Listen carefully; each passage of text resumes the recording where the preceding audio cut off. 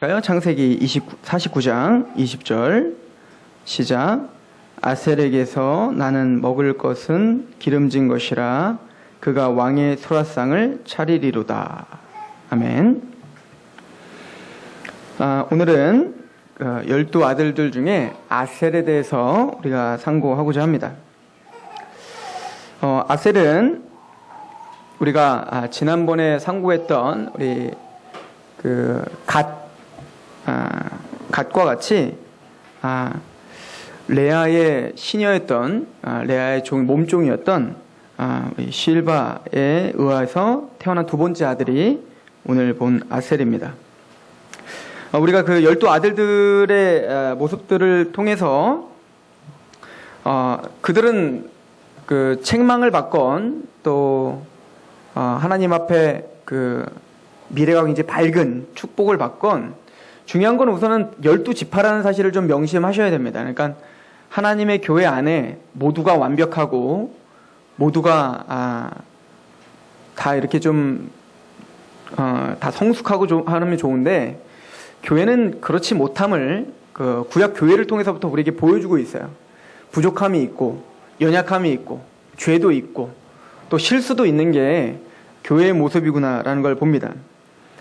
그렇다면 그런 모습들을 통해서 우리가 자기 핑계와 또 자신의 어떤 그 행위를 핑계대는 데 사용하라고 그럼 이런 말씀들이 주어진 게 아니라 구약의 이런 모든 말씀들은 또 이런 역사들은 그 우리의 경계와 거울로 주셨다라고 합니다. 그 얘기는 이러한 그 12 아들들의 이야기들을 통해서 또 때론 12 아들이 나중에 한 나라가 된 이스라엘이라는 나라가 하나님 앞에 부름을 받았지만 그 12 아들들이 보여준 것처럼 반역을 저지르고 아예 목이 곧은 백성답게 그렇게 살아가고 있는 모습을 통해서 나구나 내 모습이구나를 깨닫고 그래서 나는 괜찮아 얘네들도 이스라엘이었는데 뭐 나도 교회인데 뭐 그렇게 안위함만 받는 게 아니라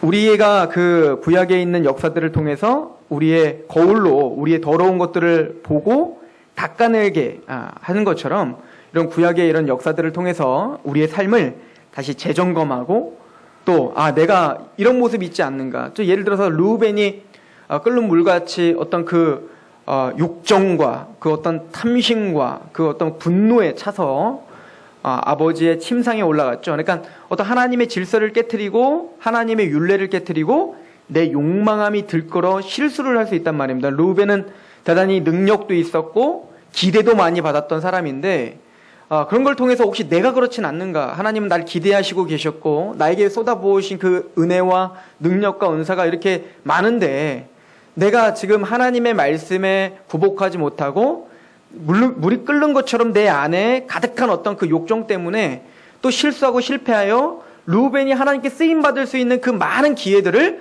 사실은 그 사건 하나 때문에 다 물거품이 돼버리는 그런 걸 통해서 우리가 경계해야 되는 게 마땅한 구원받은 자의 태도가 될 것입니다. 그런 의미로 오늘 아셀에 대한 이야기를 좀 보려고 합니다. 아까도 잠깐 얘기했지만 이 아셀은 레아가 시녀 실바를 통해서 나게 한 자입니다. 그리고 레아가 이제는 그 실바를 통해서 난 그 자녀, 어찌 보면은 반복적으로 설명하지만 자기의 누이였던 그 라헬과 지금 경쟁을 하면서 그 라헬이 아이를 낳지 못하자 자신의 몸종이었던 비라를 통해서 자녀를 막 낳으니까 안 되겠다 싶어갖고 어떻게 하는 거예요? 자기도 자기 몸종을 들여보내서 자녀를 낳게 하는 경쟁을 해서 갓을 낳았고 그 갓의 이름이 추격하였으나 도로 추격하는 자가 된다. 군대라는 뜻이 됐죠. 그래서 갓을 통해서는 우리가 이제는 강력한 하나님의 백성들, 그래서 군인, 우리가 사단에 의해서 추격을 당하고 적국에 의해서 추격을 당하고 위태로운 상황이 오지만 마침내는 그들은 그것을 뒤집어 엎어서 힘있게 하나님의 나라를 확장한 어떤 군대의 모습을 갓을 통해서 보여줬죠. 그리고 오늘 이 실바를 통해서 두 번째 아들인 아셀을 낳고는 레아는 대단히 기뻤던 것 같습니다. 우리 창세기 30장을 한번 가볼까요? 창세기 30장 12절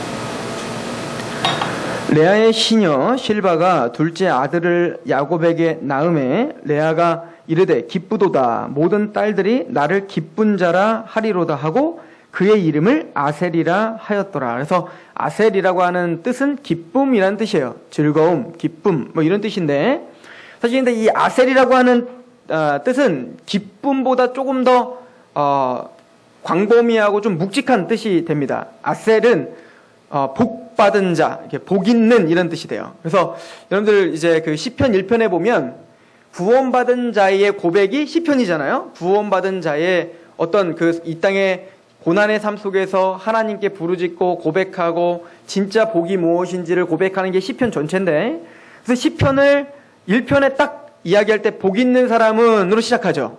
우리 구원받은 자가 복 있는 사람입니다. 그래서 복 있는 사람은 악인의 꾀를 따르지 않고 오만한 자리에 서지 않고 뭐 이렇게 나간단 말입니다. 그때 쓰여졌던 복 있는 사람, 복 있는이라는 뜻이 바로 아셀이라는 단어예요. 그러니까 이 아셀이라고 하는 이 단어는 바로 기쁨이라는 뜻도 되고 또 더 나가서 복 있는 자 이런 뜻도 되는 거예요. 즉 이 아셀은 바로 복이 있는 사람이다라고 이야기를 합니다. 그래서 이 기쁨과 복 있는 자였던 아셀은 야곱이 오늘 축복을 할 때에도 그거와 연관된 축복을 하게 됩니다. 그래서 오늘 본문으로 다시 한번 가보시면 49장을 가보시면 20절을 다시 한번 보세요. 아셀에게서 나는 먹을 것은 기름진 것이라 그가 왕의 수라상을 차리리로다. 그러니까 아셀이 이제는 앞으로 하나님의 축복을 많이 받아서 복을 많이 받아서 이제는 그 아셀의 지파에서 난 그 소산물들, 그 곡물들은 누구에게 바치는 곡물이 될 거라고요? 왕의 수라상에 바치는 곡물이에요. 그러니까 그 전 이스라엘 국토 중에 가장 질적으로 뛰어나고 가장 기름진 곡물을 배출해내는 곳이 어디라는 거예요? 아셀 지파입니다.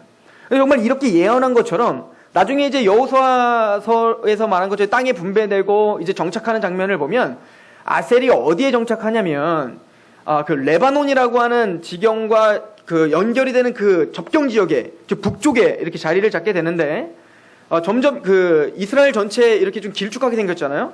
밑으로 내려가면 내려갈수록 좀 척박한 땅입니다. 그래서 그 밑에 가면 이제 사해도 있고 그러잖아요. 척박한 땅이 되고 위쪽으로 올라가면 갈수록 이제 거기 요단강도 펼쳐져 있고 갈릴리 지역 그쪽으로 가면 이제 좀 비옥한 지역이 됩니다. 그래서 그 가장 비옥하고 입지 조건이 가장 좋은 곳에 누가 임하냐면 아셀 지파가 거기에 임하게 되죠. 그래서 하나님의 이 예언이 그대로 아셀 지파에게 성취되고 있음을 보여줍니다. 그래서 지금 아셀 지파에게는 최고의 복을 내렸죠. 야, 내가 너에게 복을 줘서 가장 너에게 난 그 기름진 곡물은 왕의 수라상, 그러니까 그 왕에게 바칠 수 있는 그런 질 좋고 굉장히 풍요로운 그런 곡물을 내가 너에게 주는 복을 주마 이렇게 표현한 거예요.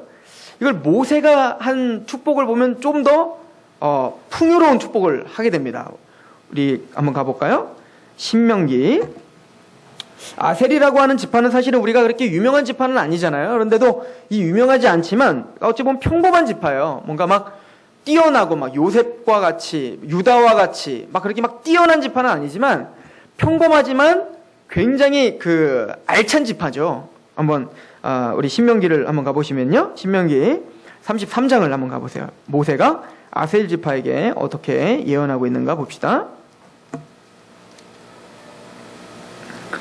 신명기 33장 24절부터 한번 제가 읽어볼게요.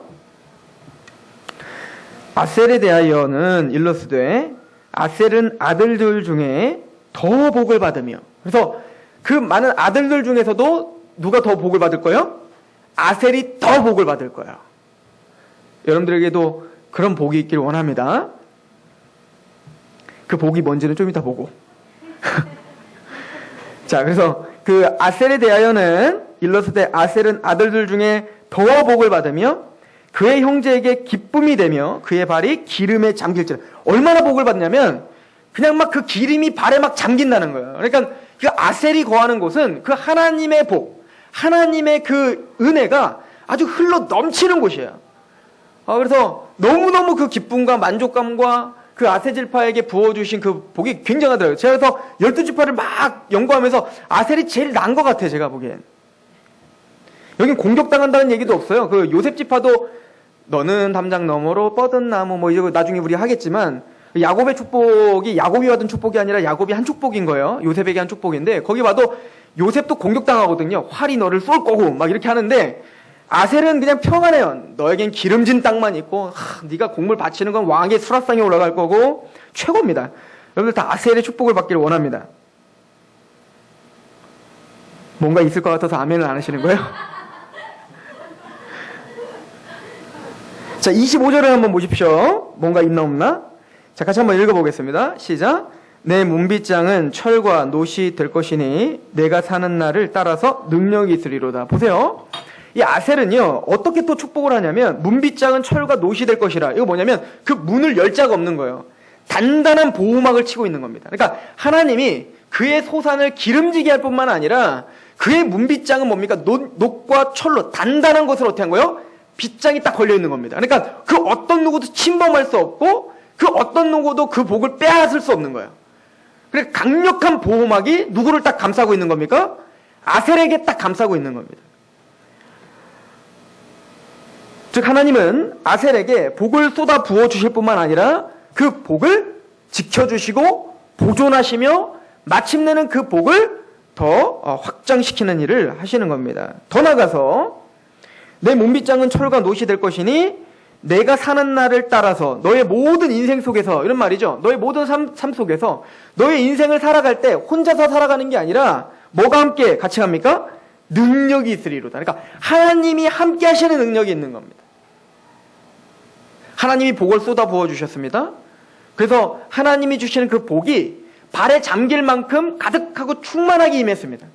그리고는 문빗장이 닫아지고 그 어떤 누구도 그 문빗장을 부술 수 없을 만큼 단단한 보호와 보존이 아셀에게 있습니다. 그리고는 아셀이 살아가는 동안에 하나님의 은혜의 능력이 함께 하실 것입니다.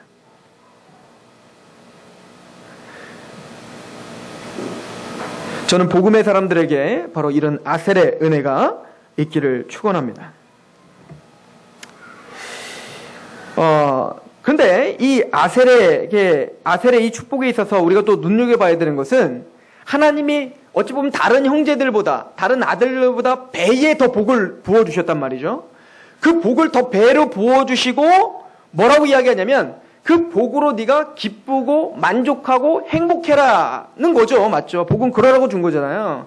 그런데 그걸로 끝나지 않고 사실은 이렇게 이야기를 합니다. 우리 24절 다시 한번 보시면 아셀에 대하여는 일렀으되 아셀은 아들들 중에 더 복을 받으며 그의 형제에게 뭐가 돼요? 기쁨이 됩니다. 복의 근원이 되는 거죠.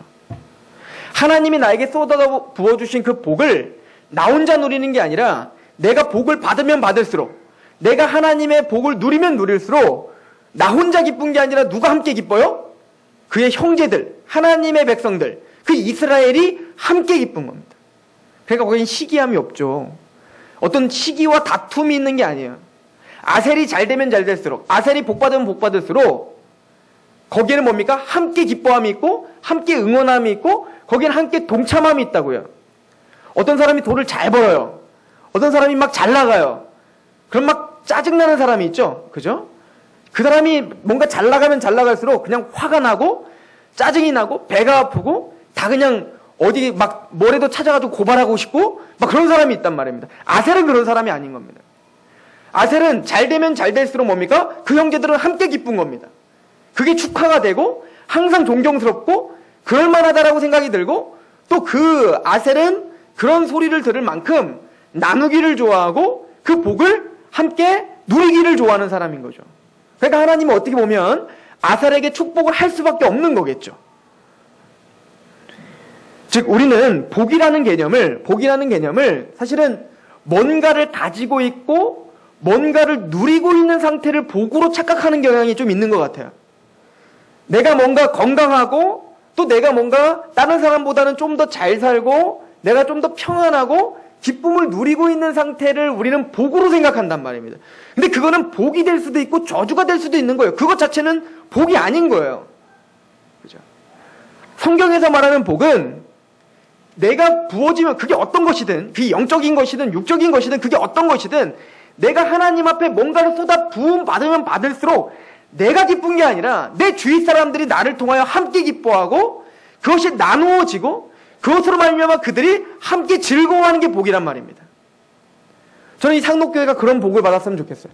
하나님의 은혜가 우리에게 쏟아 부어졌으면 좋겠고 하나님의 은혜가 여러분들의 가정을 쥐어짰으면 좋겠어요. 그래서 막 차고 넘치고 차고 넘쳐서 막 어우 하나님 됐습니다 이럴 정도로 하나님의 그 은혜가 막 느껴졌으면 좋겠어요. 그게 무엇이든. 그런데 그것이 주위 사람들에게 또 교회에게 성도들에게 또 많은 사람들에게 그게 영향력이 가고 기쁘게 하고 그들로 말미암아 우리로 말미암아 빛이 비춰지게 되는 그런 은혜가 있기를 축원합니다. 또 그런 교회가 되기를 축원합니다. 그럼 그 복이 뭘까요?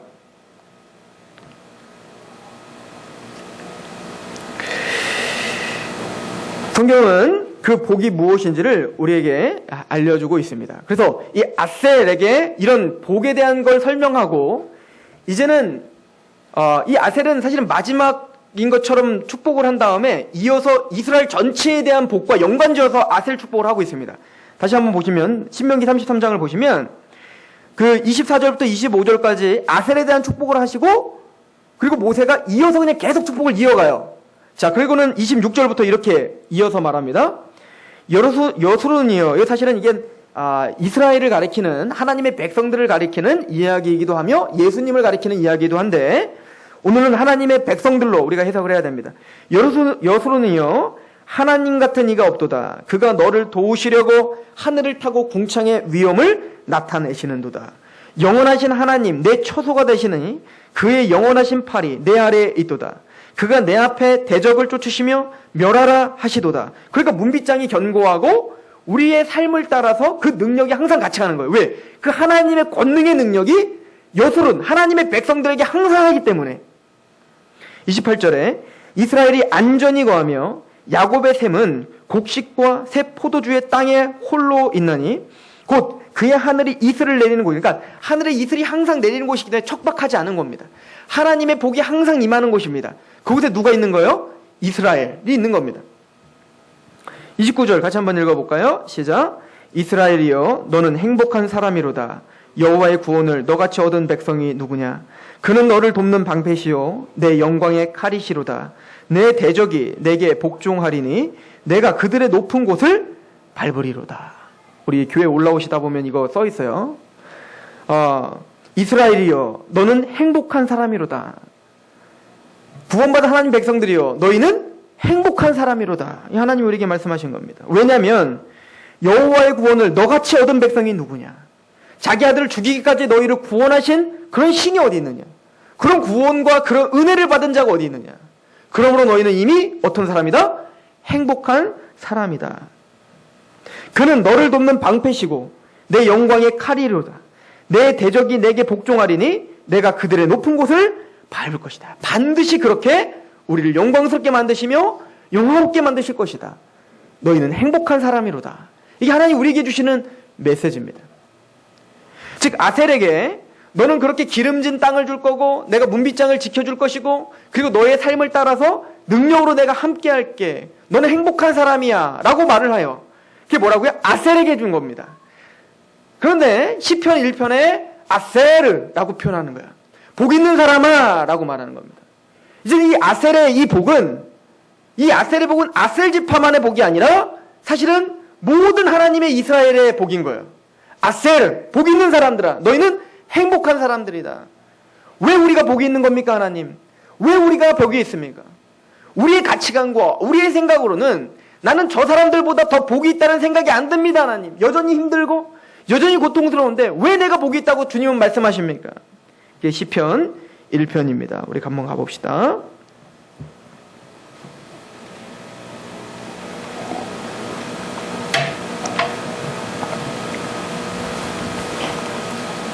시편 1편 1절부터 2절까지 보겠습니다.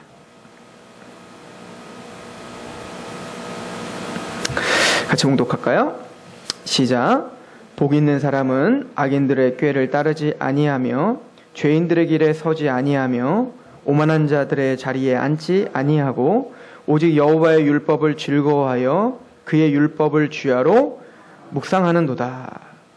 아쉐르, 이게 뭡니까? 복 있는 사람이라는 뜻입니다. 복 있는 사람아, 아세라, 이렇게 말하는 겁니다. 너희는 악인들의 꾀를 따르지 않고 죄인들의 길에 서지 않고 오만한 자들의 자리에 앉지 않기 때문에 너희가 복 있는 사람이란다 라고. 우리가 세상 속에 살고 있지만 단순히 세상의 원리대로 더 높아지려고 하고 더 가지려고 하고 더 누리려고 하는 것, 그것이 복이 아님을 알기 때문에 너희가 복 있는 사람이다 라고 이야기하고 있는 겁니다. 그리고는 오직 여호와의 율법을 즐거워하며 그의 율법을 주야로 묵상하기 때문에 너희는 아세르다 하는 거예요. 너희는 복 있는 자다라는 뜻입니다. 우리는 하나님의 율법을 지키고 하나님의 율법을 듣고 그 하나님의 나라와 하나님의 통치가 나에게 임하는 게 복인 것을 알고 있고 또 그거에 기뻐하고 있기 때문에 우리 뭐라는 거예요? 복 있는 사람이란다 라고 이야기를 하는 거예요. 얼마 전에 어떤 분이 저에게 유튜브 하나를 보내주셨어요. 그 영상 하나를 보내주셨는데 아마 TV에서 나왔던 내용을 저에게 이제 보내주신 것 같아요. 근데 제가 이름은 까먹었는데 그 아이가 아마 태어날 때부터 선천적으로 아마 장애가 있었던 것 같습니다. 아예 걷지를 못하는 장애를 있었는데 그 엄마의 노력으로 말미암아 그 엄마의 헌신으로 말미암아 아마 수영 선수가 된 것 같아요. 근데 그 간증? 하여튼 그 사람의 이제 삶을 이야기하는 걸 들어보니까 그 이제 엄마가 친엄마가 아니라고 하더라고요. 사실은 그 아들이 뭐 더 건강한 아들도 많을 테고 더 이렇게 편안한 아들도 많을 텐데 모르겠다라는 거예요. 그 엄마는 그 아이를 보면서 그냥 첫눈에 반했대요. 첫눈에 반해서 그 아이를 선택했대요. 그리고 그 아이를 데려다가 이제 키우는 겁니다. 근데 나중에 제가 자초지 잘 못 봐서 그런데 거기 보면 그 아이가 아마 그 한쪽 다리는 이제 무릎 정도까지 다 절단이 됐고 한쪽은 무릎 좀 밑에까지 절단이 된 것 같습니다. 그러더니 이제 그 아이에게 엄마는 그렇게 이야기를 할 때 너는 걷고 싶니? 너는 뛰고 싶니? 라고 물어봤다는 겁니다. 예, 엄마 나 걷고 싶습니다 라고 이야기를 했대요. 어린 아이가, 꼬맹이가 걷고 싶어요. 그래, 걷자. 이제 너 나랑 같이 걷자 라고 하면서 그때부터는 이제 그 천진난만 웃으면서 이야기를 하더라고요. 그때부터 지옥 같은 시간이 시작됐습니다 라고 하는 거예요. 왜냐면 그 아픈 곳에 이제 의족을 끼우는 거예요. 이 의족이 끼워지는 것만으로도 굉장히 아프대요. 그런데 그 아픈 의족으로 걷는 걸 연습시켜야 되기 때문에 이게 정말로 그 아이의 표현으로는 정말 자기가 너무너무 힘든 그 고통의 시간을 지내야 되는 것입니다. 포기하고 싶고 그냥 그만두고 싶은 겁니다. 근데 그 엄마는 포기할 수가 없는 거죠. 내가 반드시 너를 걷게 할 거야. 내가 반드시 너를 뛰게 할 거야. 라는 거예요. 근데 가장 힘들었던 거는 이 아이가 자꾸 이제 조금 한 발짝 걸으려고 하면 자꾸 넘어뜨린 거예요, 엄마가. 자꾸 넘어뜨리고, 일어나면 또 넘어뜨리고, 일어나면 또 넘어뜨리고. 그게 너무 짜증이 나는 거죠. 화가 나는 거예요. 지금 간신히 일어나는 것도 너무 아파 죽겠는데 자꾸 엄마는 자기를 넘어뜨리니까 그게 화가 나는 겁니다. 무슨 뜻이 있겠지 하면서도 그 상황이 너무 싫어서 그렇게 힘들어했다는 거예요. 그러다가 어느 날 이 아이가 이제 수영을 이제 하고 그러면서 이제 이 아이가 많이 성장하고 이제는 다른 아이들 못지않게 이제 막 수영 성수도 하고 막 그럴 정도가 됐을 때 엄마가 이런 이야기를 하더라는 겁니다. 아들아, 네가 걷는 거는 문제가 아니야. 네가 걷는 거는 중요하지 않아. 그러나 네가 넘어졌을 때 너는 스스로 일어날 수 있어야 되고 네가 넘어졌을 때 그때 네가 상처받지 않고 누구에게 도움을 청할 수 있는 용기가 필요해. 그러니까 그 어머니는 얼마나 넘어뜨릴 때 그 사랑하는 아들이 넘어질 때 얼마나 가슴이 아팠겠습니까? 그럼에도 불구하고 쓰러뜨리고 또 쓰러뜨려서 마침내는 일어나는 법을 배우게 하고 마침내는 누구에게 도움의 손길을 뻗을 수 있는 용기를 낼 수 있는 사람으로 키워내는 거죠. 하나님도 우리에게 그러시는 것 같습니다. 하나님이 진짜 우리에게 원하시는 복이란 단순히 다 해주고 업어주고 그냥 일으켜주고 그리고 다 챙겨주고 밥 먹여주고 다 따라다니고 넘어질 때 계속 이렇게 세워주는 걸 원하시는 게 아니라 하나님은 때로 우리를 넘어뜨리시고 또 넘어뜨리시지만 마침내는 스스로 일어날 수 있게 하시고 마침내는 누구에게 나의 자격 안됨과 나의 어떤 실력 안됨을 인정하고 내 옆에 사람을 잡고 일어날 수 있는 겸손과 낮아짐도 있게 하시고자 하는 것 같아요. 그래서 나 혼자 살아가는 게 아니라 우리를 교회로 불러주셔서 우리를 하나로 만드시고 나 혼자 뭔가 하나님 나라를 만드는 것도 아니고 나 혼자 하나님의 어떤 복음을 이렇게 세우는 것도 아니고, 아니 오늘 나 혼자 숨쉬고 사는 것도 나 혼자 사는 게 아니라 이렇게 나는 의존할 수밖에 없는 사람이군요를 하나님은 배우게 하시는 것 같습니다. 그래서 마침내 맞습니다. 여호와의 율법을 인정하는 것, 하나님이 나를 인도하시는 것이 그게 복입니다. 나는 오만한 자리에 서고 싶었습니다. 나 혼자 할 수 있다라고 말하고 싶었어요. 뭔가를 이뤄놓고 뭔가 내가 해냈다고 자랑하고 싶었습니다. 그런데 그 오만한 자리에 서지 않게 하신 하나님, 하나님의 율법이 나의 복입니다. 그 하나님의 말씀이, 하나님의 통치가 나의 은혜입니다. 그걸 고백할 수 있는 그 자리라면 여러분들이 어떤 상황이든 여러분들은 복받은 사람입니다.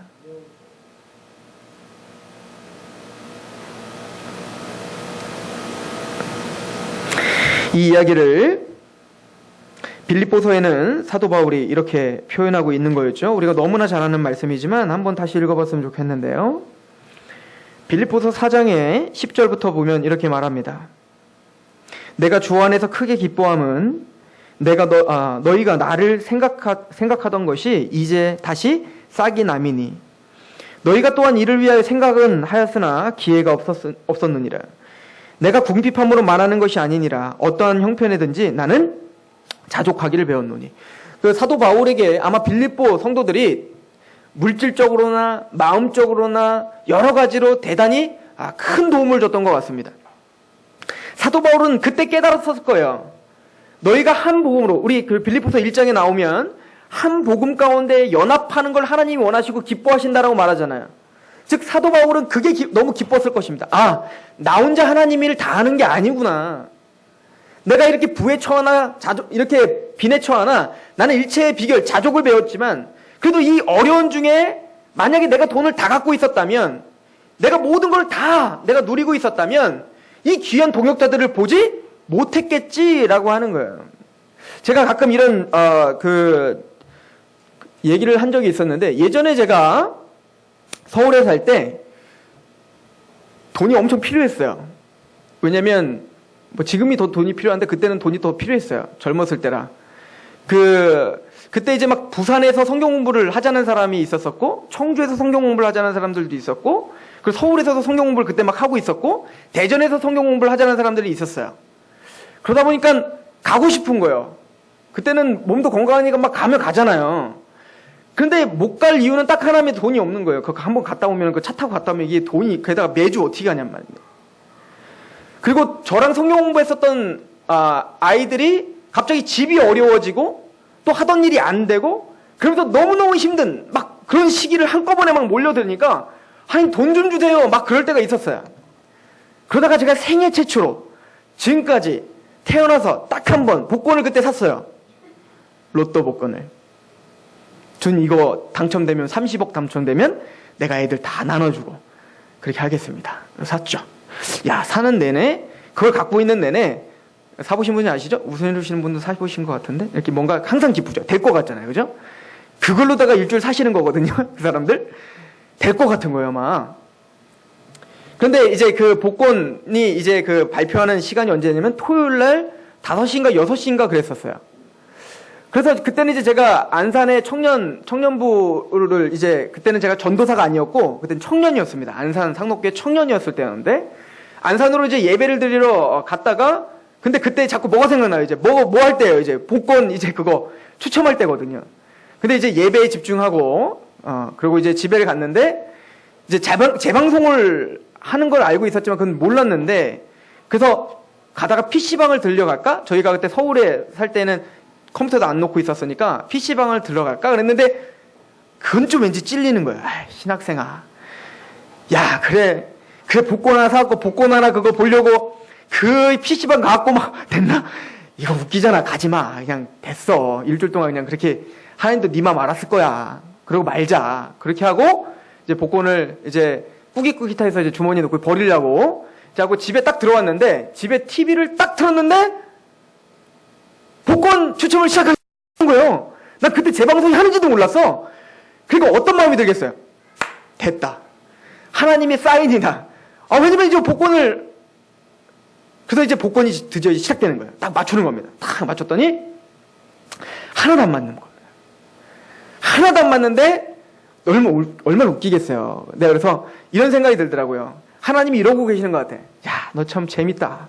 복권 사가지고 막 일주일 동안 막 좋아하다가 또 복권은 막 뭐 이렇게 막 갔더니 우연히 그게 딱 켜지니까 와, 하나님이 사인이야. 그러고 막 그러다가 복권 안 되니까 또 그렇지 뭐 안 되지 뭐 이렇게 하니까 내 모습이 너무 웃기고 너무 처량하고 너무 웃긴 겁니다.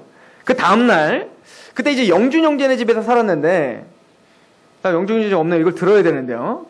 영준 형제랑 같이 살았는데 영준 형제가 같이 이제 처음으로 이제 갑자기 뜬금없이 안산상록교회 자기도 가보고 싶대요. 그래서 같이 가자. 그래서 처음으로 제가 이제 안산상록교회를 데리고 지하철을 타고 쫙 가는데 제가 이런 이야기를 했습니다.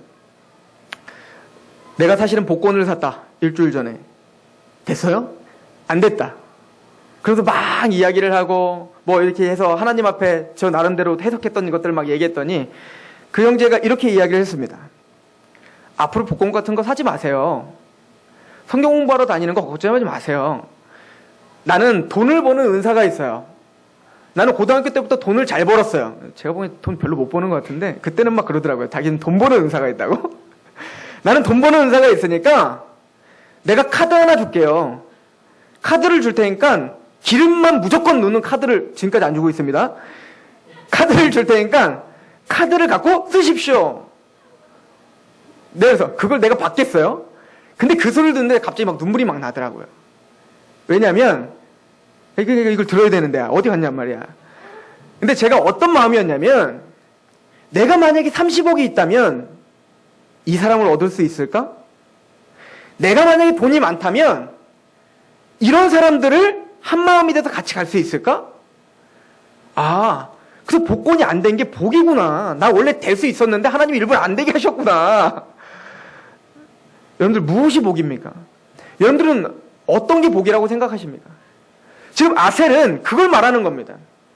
하나님이 아셀에게 복을 줬습니다. 여러분들 그 12지파들을 한번 보시면 루벤은 그 어떤 힘이 있었지만 약점이 있었죠. 그 욕정을 참지 못하는 약점이 있었다고요. 갓은 보십시오. 갓은 추격하는 군대로 강한 군사력이 있었습니다. 그죠? 잘 싸웠단 말이에요. 어떤 사람은 막 잘 싸워. 또 스불론 같은 경우는 아니면 자꾸 해외로 나가는 걸 좋아해. 하여튼 미친 듯이 막 나가고 싶어 해. 막 바다 건너를 가고 싶고 막. 근데 또 우리가 본 것처럼 이사갈 같은 사람은 어때요? 나가는 게 싫어. 그냥 나는 묵묵히 나귀처럼 무릎 꿇는 나귀처럼 그냥 나에게 지금 맡겨진 그 일만 묵묵히 하는 게 좋은 사람이 있어. 하나님은 그렇게 독특하게 사람들을 다 불러주시고 하나가 되게 하시는 겁니다. 그렇게 해서 연합이 되고 너 혼자 하는 게 아니라 그렇게 서로 연합하고 그렇게 서로 위로하고 그렇게 서로 도전을 주면서 너희가 하나가 되고 사랑하면서 하나님을 이루어가는 거란다. 아셀은 그 자신의 은사와 하나님 주신 복을 나누면서 나만 기쁜 게 아니라 하나님의 백성들에게 기쁨이 되는 인생이 되더라는 거예요. 저는 제 인생이 그랬으면 좋겠습니다. 하나님에게 저에게 주시는 복이 있어요. 하나님이 말씀을 주시고 그 말씀에 감격하고 그 말씀을 막 전하지 않으면 미칠 것 같은 사람들이 또 있단 말입니다. 저에게 그런 은사가 주었어요. 그럼 저는 여러 가지로 또 부족한 점이 너무 많은 사람입니다. 그래서 여러분들이 필요한 겁니다. 또 여러분들에겐 제가 필요한 겁니다. 또 여러분의 옆에 있는 지체가 필요한 겁니다. 그렇게 우리는 하나가 됐고 몸으로 지금 세워져 가고 있고 그것이 하나님의 복이라고 감히 이야기하고 같이 손잡고 기뻐하는 하나님의 교회가 된 것입니다. 여러분들의 인생이 그런 인생이길 원합니다. 여러분들에게 주어진 그 독특한 복으로 말미암아 옆에 있는 사람이 부유해지고 기쁨이 있고 또 그 사람으로 말미암아 내가 기쁨이 되는 그런 아셀, 복 있는 사람이 되시길 축원합니다. 기도하겠습니다.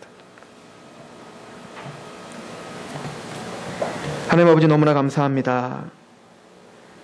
우리가 주님 앞에 선다는 것, 또 하나님의 나라를 성취하고 그렇게 하나님의 나라를 위해 싸운다는 것, 가당치도 않은 이야기입니다. 우리가 어떻게 싸울 수 있으며 우리가 어떻게 그 강한 공격들을 이겨낼 수 있습니까? 그래서 예수 그리스도께서 우리와 함께 지금 우리의 삶을 따라 능력을 주시고 계시고 우리의 빗장을 철과 새와 노수로 우리를 강하게 보호하고 계시며 또한 우리에게 은사를 주셨고 그 은사로 내가 기쁠 뿐만 아니라 옆에 있는 지체가 서로 기뻐 서로 하나 되게 하고 연합시켜 교회로 불러주셨사오니 주여 이게 어찌 복이 아니겠습니까? 이 복 받은 자답게 그렇게 기쁨 가운데 노래하게 하시고 그런 기쁨 가운데 담대함 있게 하옵소서. 힘들면 옆에 지체에게 힘들다고 말할 수 있게 하시고 또 하나님이 도울 것이 있다면 내가 돕겠습니다라고 손을 내밀 수 있는 그런 교회가 되게 하옵소서. 예수 그리스도의 이름으로 감사하며 기도합니다. 아멘.